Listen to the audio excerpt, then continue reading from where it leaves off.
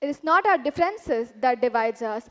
It's an inability to recognize, accept, and celebrate those differences. This is often spoken about, yet rarely understood clearly. I'd like to tell you a story of a young student who walks into a new school, meets a classmate for the first time. There's a gentle introduction, and everyone says a friendly hello. Yet, when it comes to the break time, groups move in her formation, isolating the new entrant. There's a lot of hurt with this unthinking unkindness that make the young entrant feel unwanted, underconfident, and affects her performance in school. How does she deal with it then?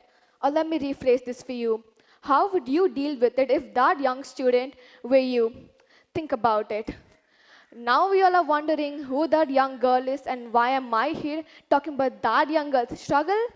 Well, let's go 5 years back when I'm in grade 5, 10 years old and new entrant. I didn't know any yet, but I absolutely loved the first days of my school.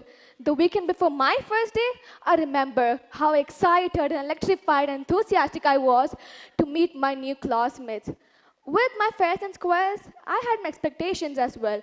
I expected to make new friends, people coming to me, talking to me, all those laughters and giggles and sharing snacks. Basically, I expected to feel included. But psych, it was a slap into my face right there. I frowned as each second of my break passed by because no one came up to me, none called me to hang out with them.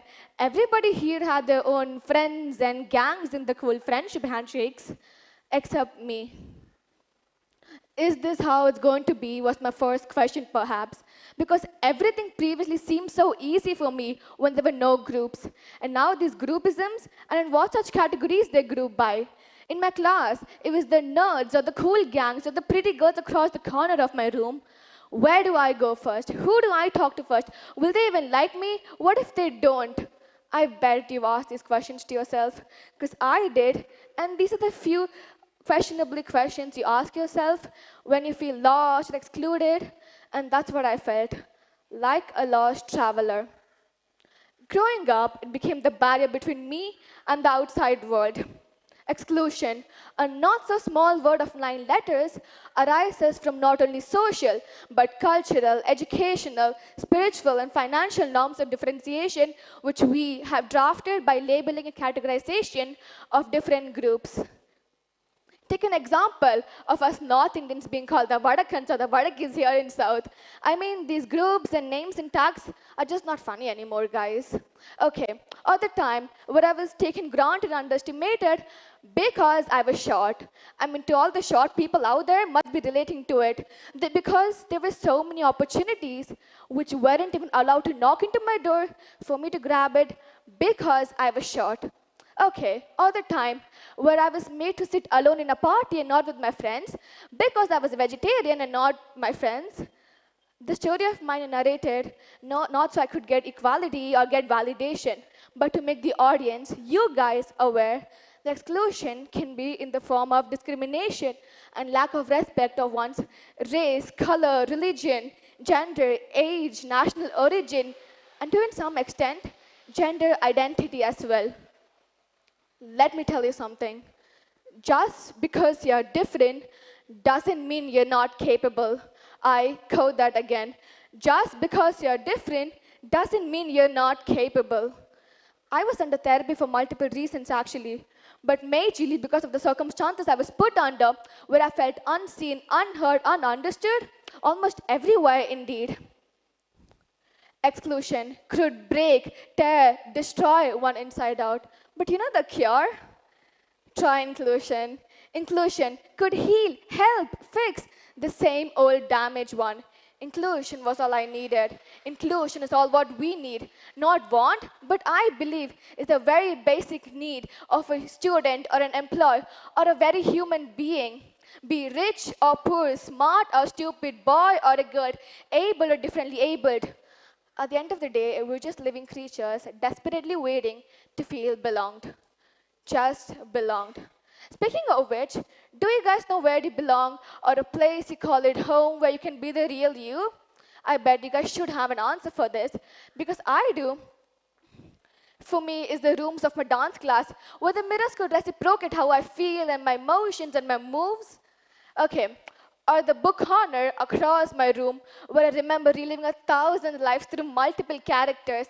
That was real comfort. Or when I make my irresistible smell of gooey and chocolate desserts, which causes me safe from distress. Okay, but you know what actually brought me real comfort? When my classmate came up to me and hugged me because she saw the loneliness into my eyes. My friends and my families and my teachers all made me feel included.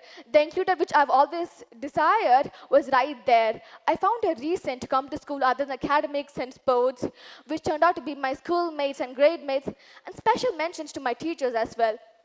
My friends made sure I was belonged and never lacked reassuring me, which I certainly do need the most. I felt loved and accepted and belonged. And to be honest, it was the missing piece of my puzzle, which I've always wanted. The whole exclusion I faced before was so overpowered by all the inclusion which I have right now.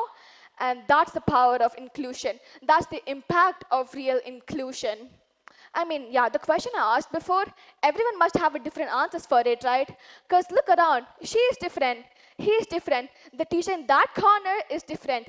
Yes, everyone in this cabin are different, but that's what bonds us together. You know the universal brotherhood and the no men are foreign which we talk about?